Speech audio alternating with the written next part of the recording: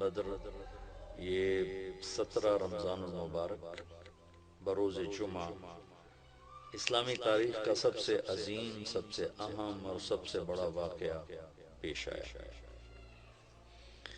12 رمضان المبارک کو آپ مدینہ سے نکلے اور 17 کو یہ بہت عظیم الشان معرکہ رونما ہوا، جس میں اللہ تعالیٰ نے اپنی قدرت کاملہ کے ساتھ اپنی غیبی تائید کو ظاہر فرمایا اور اہل ایمان کے حق پر ہونے کو مدلل فرمایا۔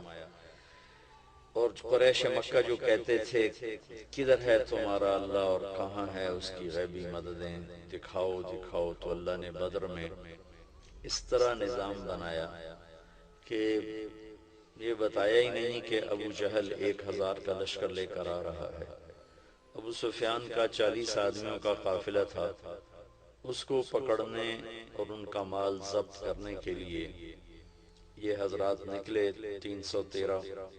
اور یہ عجب مناسبت اور موافقت ہے کہ صحابہ 1,24,000 ہیں اور انبیاء علیہ السلام بھی 1,24,000 ہیں۔ پھر انبیاء میں رسول 313 ہے اور جنگ بدر کے صحابہ بھی 313 ہے۔ یہ مناسبت میرے اللہ نے قائم فرمائی، اور جیسے انبیاء میں رسول سب سے اعلیٰ اور سب سے افضل ہیں، ایسے ہی جنگ بدر کے صحابہ 313، 1,24,000 صحابہ ان تمام میں افضل ہیں۔ بلکہ ایک اور حدیث پیش کرتا ہوں۔ جبریل نے ایک دفعہ اللہ کے نبی سے عرض کی، یا رسول اللہ، آپ کے صحابہ میں سب سے افضل کون ہے؟ تو آپ نے ارشاد فرمایا کہ جو جنگ بدر کے شریک ہیں وہ سب سے افضل ہے۔ تو جبریل نے عرض کی، یا رسول اللہ، ملائکہ میں، فرشتوں میں جن فرشتوں نے جنگ بدر میں شرکت کی وہ 7 آسمان کے فرشتوں میں سب سے اعلیٰ اور سب سے افضل فرشتے ہیں۔ اس کو اللہ تبارک و تعالی نے ایک معجزاتی معرکہ بنایا، ظاہر فرمایا۔ سارے لشکر میں 2 گھوڑے تھے، 8 تلواریں تھیں، 60 نیزے تھے، اور سامنے 300 سوار تھے، 700 تلواریں تھیں، سب نیزہ بردار تھے، تیر انداز تھے، پورے کیل کانٹے سے لیس ہو کر آئے تھے۔ اور یہاں پتہ ہی نہیں تھا کہ آگے مقابلہ کس سے ہو رہا ہے۔ تو جب جمع آمنا سامنا ہوا تو پھر آپ نے صحابہ سے رائے لی کہ بھئی اب بتاؤ اب کیا کیا جائے۔ تو ابوبکر رضی اللہ تعالیٰ عنہ نے کھڑے ہو کے عرض کی، یا رسول اللہ، ہم آپ کے ساتھ ہیں، جو آپ فرمائیں گے اسی کے مطابق ہو۔ آپ نے پھر دوبارہ فرمایا، یا رسول بتاؤ بھئی کیا کیا جائے۔ تو عمر رضی اللہ تعالیٰ عنہ نے عرض کی، یا رسول اللہ، ہم آپ کے ساتھ ہیں، جو آپ حکم فرمائیں۔ پھر آپ نے کہا بتاؤ بھئی کیا کیا جائے۔ تو اس پر سعد بن معاذ رضی اللہ تعالیٰ عنہ کھڑے ہوئے، یہ انصاری صحابی ہیں مدینہ کے۔ تو کہنے لگے، یا رسول اللہ، لگتا ہے کہ آپ ہماری رائے لینا چاہتے ہیں مدینے والوں کی۔ تو یا رسول اللہ، ہم آپ کے حکم کے تابع ہیں، سالم من شئت وحارب من شئت۔ آپ جس سے آپ ہمیں لڑائیں گے لڑیں گے، جس سے صلح کروائیں گے صلح کریں گے۔ وقتا حبال من شئت، جس سے آپ ہمارے تعلق توڑیں گے ہم اس سے اپنا تعلق توڑ دیں گے۔ سل من شئت وقتا حبال من شئت، جس سے جوڑیں گے جڑ جائیں گے، جس سے توڑیں گے ٹوٹ جائیں گے۔ آپ ہمیں حکم دیں تو ہم انشاءاللہ آپ کے ساتھ ہوں گے اور آگے بڑھ کے ہوں گے، اور ہم میں سے ایک بچہ بھی پیچھے نہیں ہوگا۔ آپ ہمیں فرمائیں سمندروں میں کود جاؤ تو ہم کود جائیں گے، برق غماد تک اپنے گھوڑے دوڑاتے چلے جاؤ، اونٹ دوڑاتے چلے جاؤ، ہم دوڑاتے چلے جائیں گے۔ آپ کا چہرہ کھل گیا۔ سعد بن معاذ سے پہلے ایک اور صحابی ہیں، ان کے بعد یاد آ گئی، مقداد بن اسود رضی اللہ تعالیٰ عنہ کھڑے ہوئے کہ یا رسول اللہ، آپ پوچھ رہے ہیں بار بار، تو اذا لا نقول كما قالت بنو اسرائیل اذهب انت وربك فقاتلا انا هاهنا قاعدون۔ تو پھر ہم موسیٰ علیہ السلام کی قوم کی طرح یہ نہیں کہیں گے کہ آپ جائیں اور آپ کا رب جائے اور جا کر لڑیں، ہم تو یہ بیٹھے ہیں، بلکہ ہم یہ کہیں گے اذهب انت وربك فقاتلا نحن معاك مقاتلون، آپ چلیں، آپ کا رب، ہم آپ کے ساتھ ہیں، آپ کے آگے بھی ہوں گے، لڑیں گے، پیچھے بھی لڑیں گے، دائیں بھی لڑیں گے، بائیں بھی لڑیں گے، اور آپ پر قربان ہوں گے، ہم میں سے ایک آدمی پیچھے نہیں رہے گا۔ تو یہ ایک عجیب و غریب واقعہ ہے تاریخ کا، اسلامی تاریخ کا۔ اور شہدائے بدر شہداء میں سب سے افضل شہداء ہیں، اور شرکائے بدر تمام صحابہ میں سب سے افضل صحابہ ہیں۔ اور اللہ کے نبی صلی اللہ تعالی علیہ وسلم نے ارشاد فرمایا کہ اللہ تعالیٰ نے میرے بدر کے شریک صحابہ کو یہ فرمایا ہے، افعلوا ما شئتم فإنی قد غفرت لکم، کہ اے اہل بدر جاؤ جو مرضی کرو، میں نے تمہاری بخشش فرما دی۔ یہ صرف اس 313 کے مجموعے کو یہ دولت حاصل ہے۔ اور پھر ایک اور گواہی میرے اللہ کے نبی کی، جو کسی کے بارے میں یہ گواہی نہیں ہے، کسی کے بارے میں یہ بات نہیں ہے، کہ جب آپ نے اپنے لشکر کی قسم و پرسی دیکھی، اسباب کی قلت اور سامنے اتنا لشکر جرار، تو آپ نے مصلی بچھا لیا اور اللہ کے سامنے کھڑے ہوئے اور رونا شروع کیا، اور ایک بات کو بار بار دہرایا، ان تہلک هذه العصابة فلن تعبد۔ اللہ اکبر، اللہ اکبر، اے میرے رب، اگر تو نے انہیں ہلاک کر دیا تو پھر دنیا میں تیری بندگی کبھی نہیں ہوگی۔ اللہ اکبر، اللہ اکبر، اے میرے رب، اگر تو نے انہیں ہلاک کر دیا تو پھر تیرا نام لینے والا کوئی نہ رہے گا۔ لن تعبد، کبھی بھی تیرا نام لینے والا کوئی نہ ہوگا، کبھی بھی تیری بندگی نہیں ہوگی۔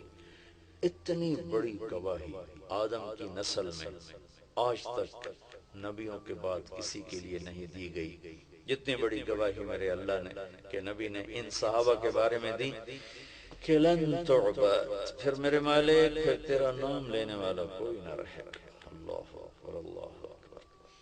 تو شرکائے بدر وہ عظیم لوگ ہیں جنہوں نے جن کے ذریعے سے تاریخ کا رخ مڑا، جن کو اللہ کی طرف سے سب سے اعلیٰ ہونے کی خوشخبری ملی، جو مرضی کریں بخشش کی خوشخبری ملی۔ آج کا دن میں بیٹھا تو اعتکاف کی بات کرنے کے لیے تھا، لیکن ایک دم وہ 17 تاریخ یاد آئی تو میرا جی چاہا کہ میں آپ کے سامنے تھوڑا سا بدر بھی بیان کروں، کہ اللہ پاک نے ہمیں بہت خوبصورت تاریخ دی ہے، اور ہماری بدقسمتی ہے کہ ہم اپنی تاریخ سے ہی واقف نہیں ہیں، اپنے نبی سے واقف نہیں، اس کے صحابہ سے واقف نہیں۔ اللہ تعالیٰ نے جیسے نبیوں کو چنا 1,24,000، ایسے ہی اللہ نے اپنے نبی کے صحابہ کو چنا 1,24,000، اور آپ نے فرمایا اللہ اللہ فی اصحابی لا تتخذوہم غرضا من بعدی، دیکھو میں تمہیں خبردار کر رہا ہوں، میرے صحابہ کے بارے میں اللہ سے ڈرنا، اللہ سے ڈرنا، میرے بعد انہیں تنقید کا نشانہ نہ بنانا، میرے بعد انہیں طنز و طعن و تشنیع کا نشانہ نہ بنانا، میرے بعد ان کے بارے میں کوئی گستاخی بے ادبی نہ کرنا، کہ فمن احبہم فبحبی احبہم ومن ابغضہم فببغضی ابغضہم، جو ان سے محبت کرے گا وہ مجھ سے محبت کرے گا، جو صحابہ سے بغض رکھے گا وہ مجھ سے بغض رکھے گا۔ یہ اتنی بڑی جماعت ہے کہ ان کی محبت کو اللہ کے نبی نے اپنی محبت قرار دیا، اور ان کے بغض کو اللہ کے نبی نے اپنے بارے میں بغض قرار دیا، اور اس میں یہ بدری صحابہ سب سے عظیم، سب سے اعلیٰ، سب سے برتر۔ تو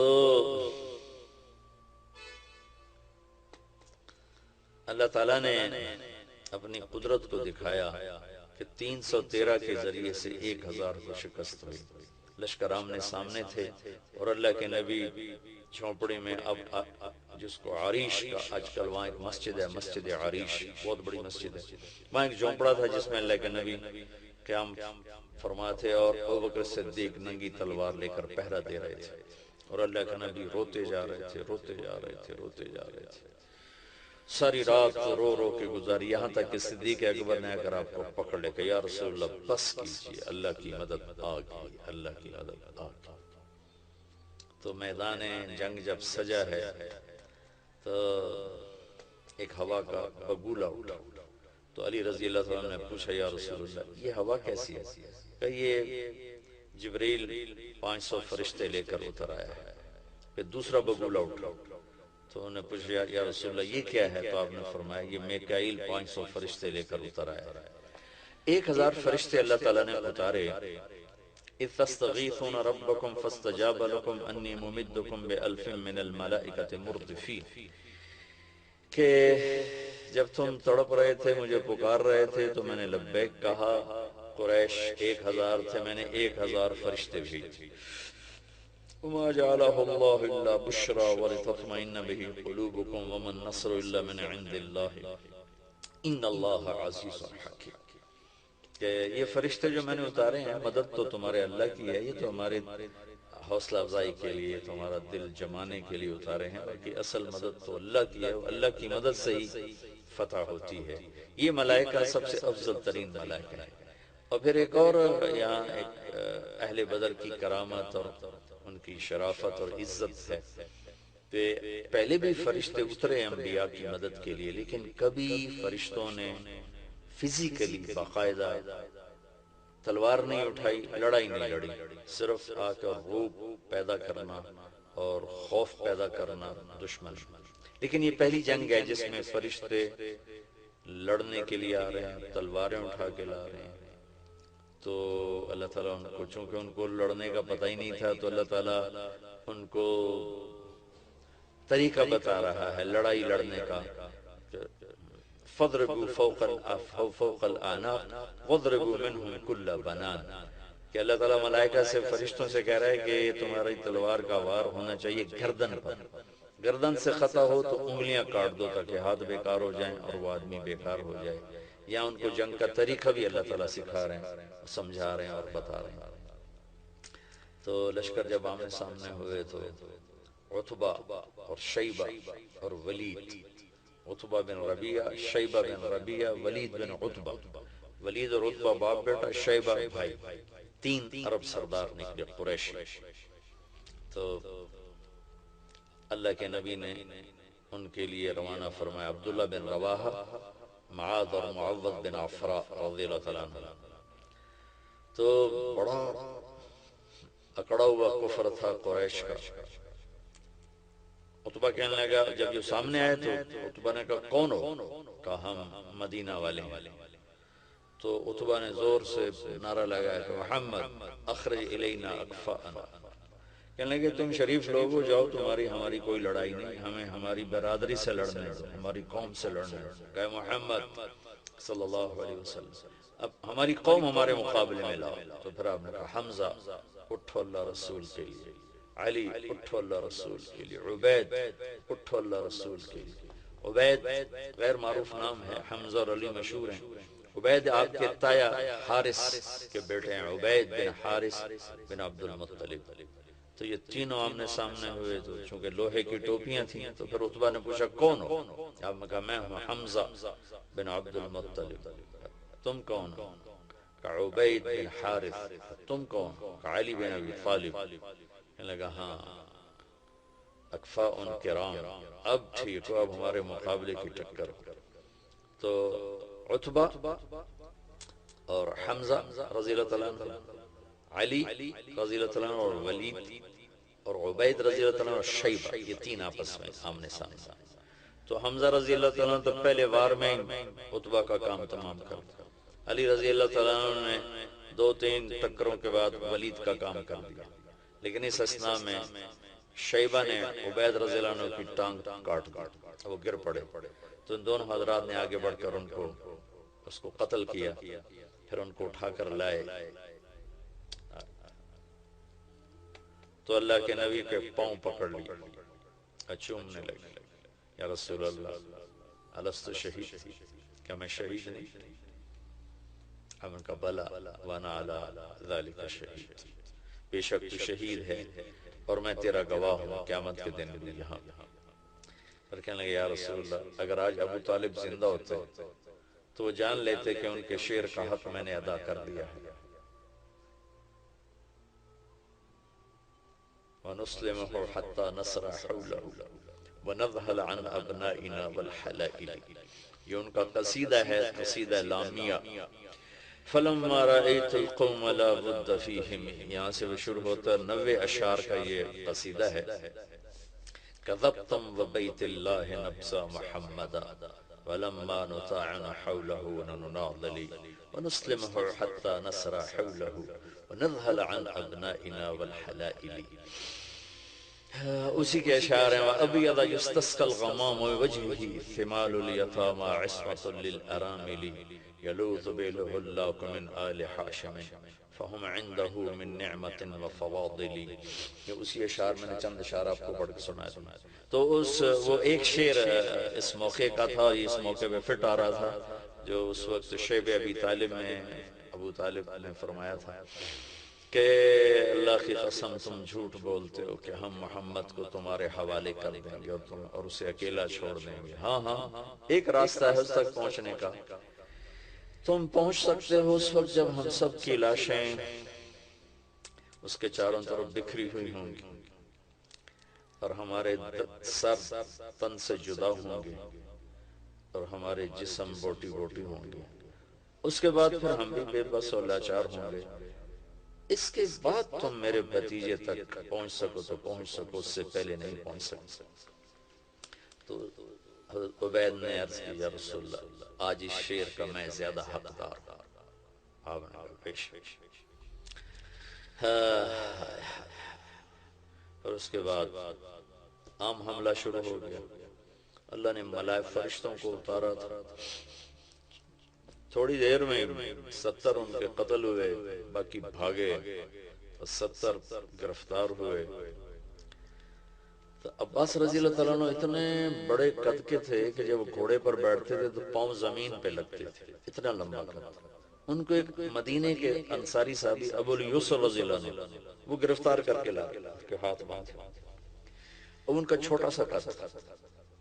تو عباس رضی اللہ عنہ اتنے شرمندہ جب آئے نا تو کہنے کے بھتیجے اس نے مجھے نہیں پکڑا، وہ کوئی اور مخلوق تھی زمین آسمان کے درمیان معلق جس نے میرے ہاتھ باندھ دی.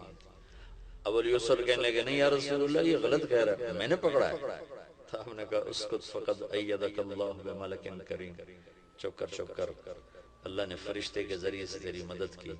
اس طرح ملائکہ کے اترنے پر اللہ تعالیٰ نے یہ قیامت تک کے لیے واضح کر دیا کہ جو تم اللہ اس کے رسول کے پورے پورے فرما بردار ہوگے تو بغیر اسباب کے بھی اللہ تمہارے ساتھ ہوگا.